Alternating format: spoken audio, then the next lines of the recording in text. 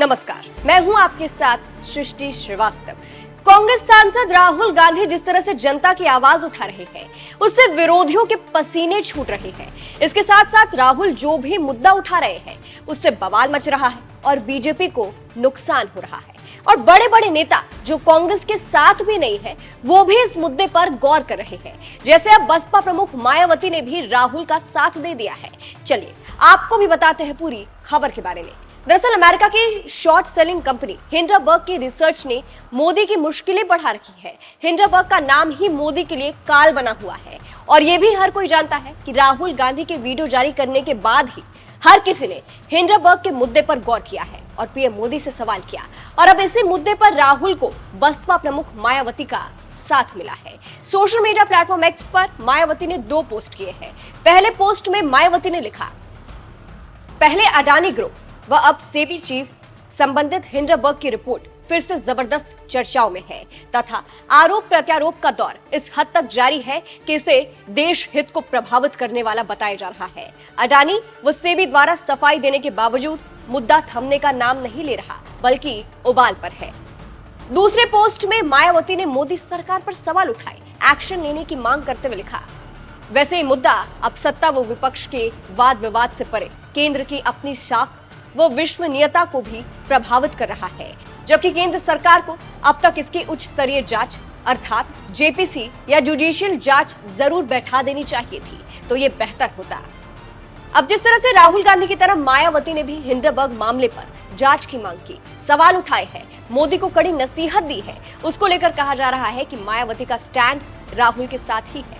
ऊपर से जिस तरह से अभी फिलहाल मायावती किसी भी पार्टी के साथ नहीं है, लेकिन राहुल के मुद्दे पर अपनी बात रख रही है, इसलिए इसकी ज्यादा चर्चा है। फिलहाल बात हिंडरबर्ग मामले की करें तो हिंडरबर्ग की रिसर्च से सवाल मोदी सरकार पर उठ रहे हैं। सेबी चीफ माधवी बुच और उनके पति धवल बुच पर गंभीर आरोप लगे हैं।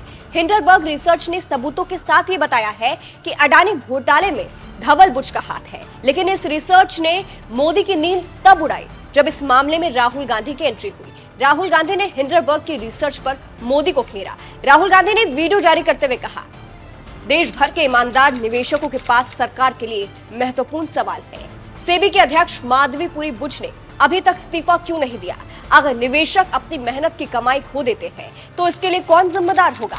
प्रधानमंत्री नरेंद्र मोदी, सेबी अध्यक्ष या गौतम अडानी? सामने आए नए और बेहद गंभीर आरोपों के मद्देनजर क्या सुप्रीम कोर्ट इस मामले की फिर से स्वतः संज्ञान लेकर जांच करेगी?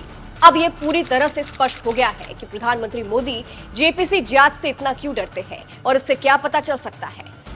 राहुल के इस वीडियो के बाद मोदी पर सवाल उठने लगे कि आखिर मोदी इस मामले में कोई एक्शन क्यों नहीं ले रहे हैं। और अब मायावती ने भी इस मामले को लेकर सरकार से ही सवाल पूछा है और एक तरीके से राहुल गांधी का साथ दे दिया है। इस खबर पर आपकी क्या राय है, कमेंट करके जरूर बताइएगा।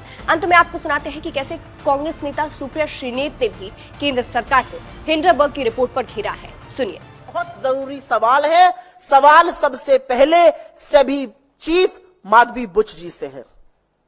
पहला सवाल यह है कि क्या आपने 2015 में ग्लोबल डेवलपमेंट अपॉर्चुनिटी फंड का हिस्सा बनकर आईपीई प्लस फंड 1 में निवेश किया था, जो गौतम अडानी के भाई विनोद अडानी से भी संबंधित है? दूसरा सवाल, जब आप सेबी की पूर्णकालिक सदस्य थी तो क्या आपने आईपीई प्लस में अपने निवेश को, अपनी शेयर होल्डिंग को सेबी के सामने उसका खुलासा किया था, उसका डिस्क्लोजर किया था या नहीं किया था?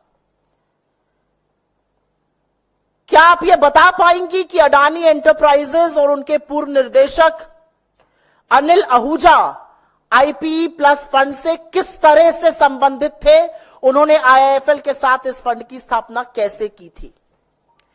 क्या आप यह बता पाएंगी कि जब आप सेबी की पूर्णकालिक निदेशक थी तो क्या आपने सिंगापुर में एगोरा पार्टनर्स या भारत में एगोरा पार्टनर्स में हिस्सेदारी शेयर आपके थे या नहीं थे?